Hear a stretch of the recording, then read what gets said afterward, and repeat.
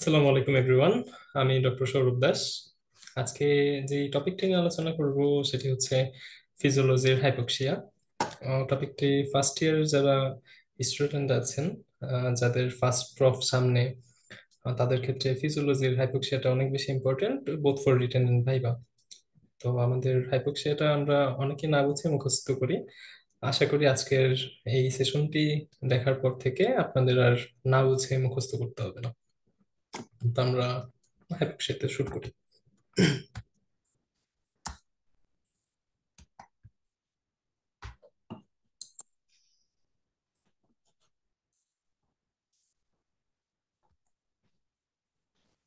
প্রথমে আসি আমরা হাইপোক্সিয়ার ডেফিনেশনে। Hypoxia is oxygen deficiency at the tissue level. যদি বাংলাতে বলতে চাই, যদি আপনার টিস্যু লেভেলে কোনো কারণে অক্সিজেন লেভেলটা কমে যায়, সেক্ষেত্রে আমরা সেটাকে বলবো হচ্ছে হাইপোক্সিয়া। হাইপোক্সিয়া কে আমরা হচ্ছে চারটা ভাগে ভাগ করতে পারি। প্রথমত আসি হচ্ছে hypoxic hypoxia, second of all anaemic hypoxia, তারপর হচ্ছে stagnant or ischaemic hypoxia, and number four histotoxic hypoxia. তো আমরা এখন প্রত্যেকটা হাইপোক্সিয়ার যে টাইপ আছে, প্রত্যেকটা যদি প্যাথোফিজিওলজি সম্পর্কে যদি আমরা একটু ভালোভাবে ধারণা নিই, তাহলে আমাদের সেটার ম্যানেজমেন্ট করতে সুবিধা হবে বা সেটা মনে রাখার ক্ষেত্রেও সুবিধা হবে। তো প্রথমে আসি আমরা হাইপোক্সিক হাইপোক্সিয়ার ক্ষেত্রে। প্রথমে আসি ডেফিনিশন।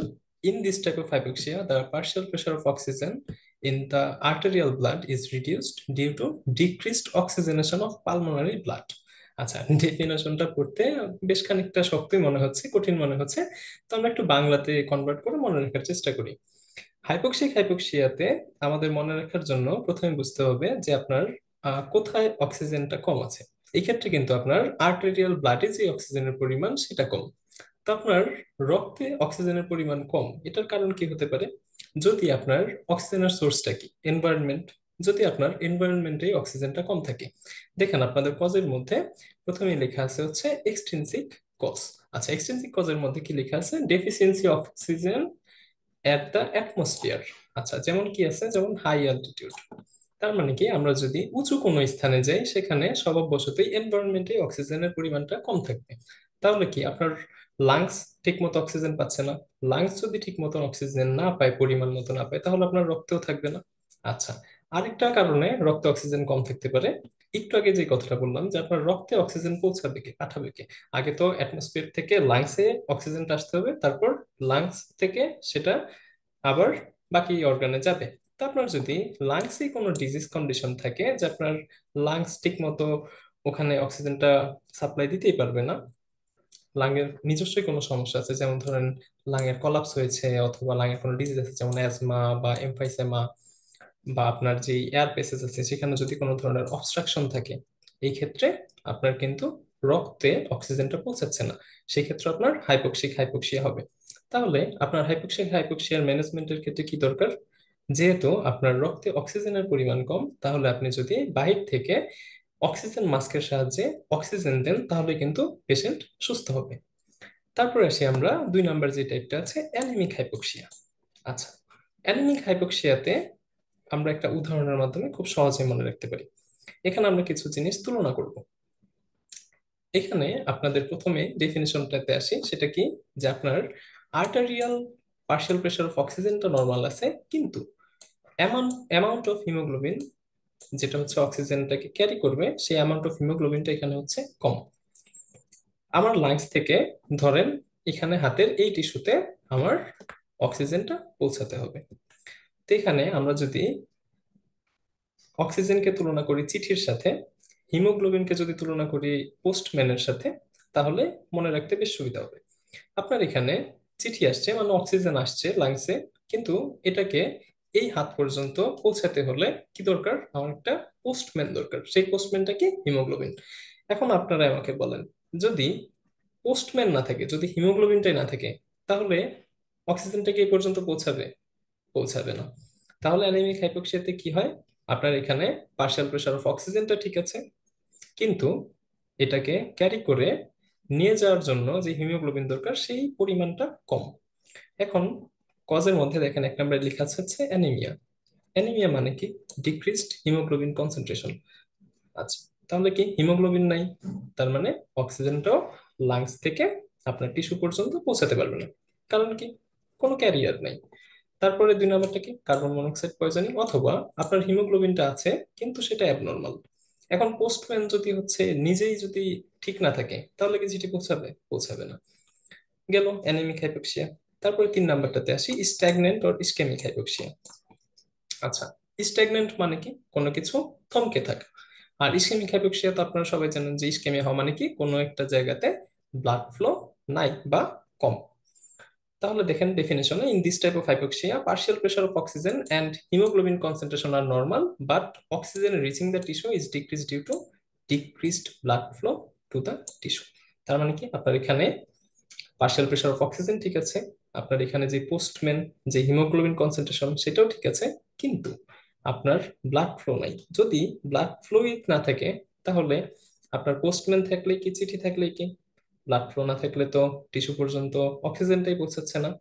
আচ্ছা, এখন আপনারা আমাকে বলেন, হার্ট, হার্টের কাজ কি? ব্লাড পাম্প করা। তার মানে হার্টের যদি নিজস্ব কোনো একটা ডিজিজ কন্ডিশন থাকে, যে হার্ট ঠিক মতো পাম্প করতে পারতেছে না, তাহলে কি রক্ত পৌঁছাবে টিস্যু পর্যন্ত? না।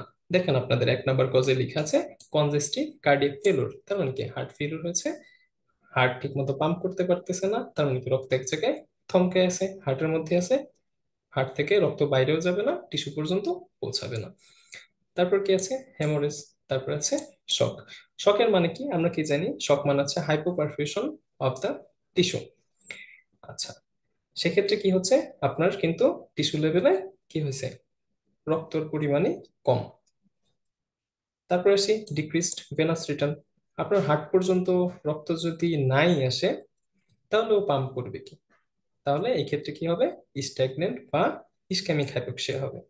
তার মানে মনে রাখতে পারি আমরা কি দিয়ে? যে যেখানে শুধুমাত্র ব্লাড ফ্লোটা কমবে, সেখানে হচ্ছে কি হবে? ইসকেমিক হাইপোক্সিয়া হবে। তারপর 4 নাম্বারটাতে আসে হিস্টোটক্সিক হাইপোক্সিয়া। এটাতে আপনার হার্ট ঠিক আছে, আপনার যে পার্শিয়াল প্রেশার অফ অক্সিজেন সেটাও ঠিক আছে, আপনার যে হিমোগ্লোবিন সেটাও ঠিক আছে, কিন্তু সমস্যাটা কোথায়? হিস্টোটক্সিক হাইপোক্সিয়াতে সমস্যা হবে হচ্ছে টিস্যু লেভেলে। হার্ট ঠিক আছে মানে কি?